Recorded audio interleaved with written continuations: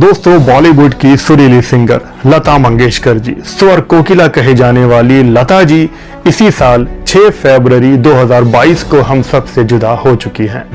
उनके जाने के बाद ये उनकी पहली बर्थ एनिवर्सरी है। तो इस मौके पर लता मंगेशकर जी से जुड़ा हुआ एक ऐसा किस्सा जो कि हम सबको अंदर से मोटिवेट करेगा और हम सबके लिए एक गर्व की बात है। वैसे तो हम भारतीयों को पूरी दुनिया में बहुत सम्मान मिलता है और हमारे देश के सिंगर्स को भी बहुत इज्जत दी जाती है बाहर के देशों में, लेकिन पहले ऐसा नहीं था। हिंदुस्तानी सिंगर्स जब भी लंदन वगैरह में जाया करते थे, खास करके लंदन में जब भी कोई प्रोग्राम करने जाते थे, तो वहां पर उन सिंगर्स को किसी के घर में परफॉर्मेंस देनी पड़ती थी। किसी बड़े हॉल वगैरह में इंडियन सिंगर गीत नहीं गा पाते थे क्योंकि इंडियंस को वहां जाना अलाउड ही नहीं था।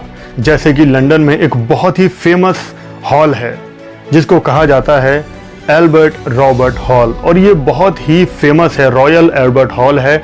यहाँ पर किसी भी इंडियन सिंगर्स को परफॉर्म करने की इजाज़त नहीं थी। लेकिन लता मंगेशकर जी कभी भी लंदन परफॉर्म करने नहीं गई। उनका यही कहना था कि अगर वो लंदन में परफॉर्मेंस देंगी, अपने गीत गाएंगी, तो सिर्फ रॉयल एल्बर्ट हॉल में ही जाएंगी, उसके अलावा वो लंदन कभी नहीं जाएंगी, किसी के घर में परफॉर्मेंस नहीं देंगी। फिर साल आया 1974। ये 1974 से पहले तक की बात थी।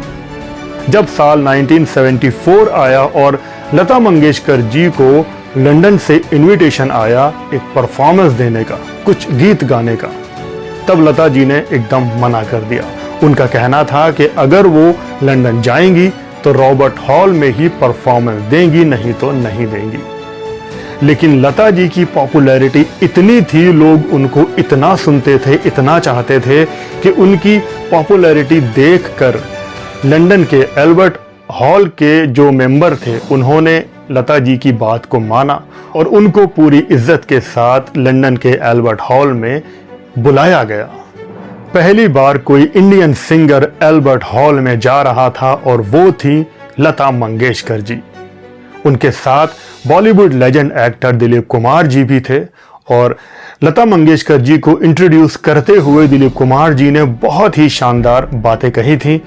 दिलीप कुमार जी ने कहा था कि जिस तरह से फूल की खुशबू का कोई रंग नहीं होता, बहते हुए पानी या हवाओं का कोई देश, कोई वतन नहीं होता, जिस तरह से सूरज की किरणों का कोई भेदभाव या कोई मजहब नहीं होता, वैसे ही लता मंगेशकर जी की आवाज़ कुदरत का एक करिश्मा है।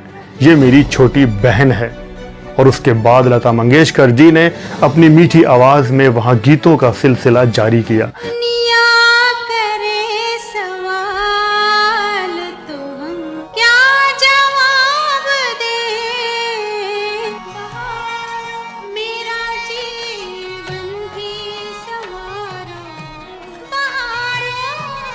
लता जी ने वहाँ पर हिंदी के साथ साथ मराठी सॉन्ग भी गाए और लोगों ने बहुत ही जम के इस चीज़ को एंजॉय किया।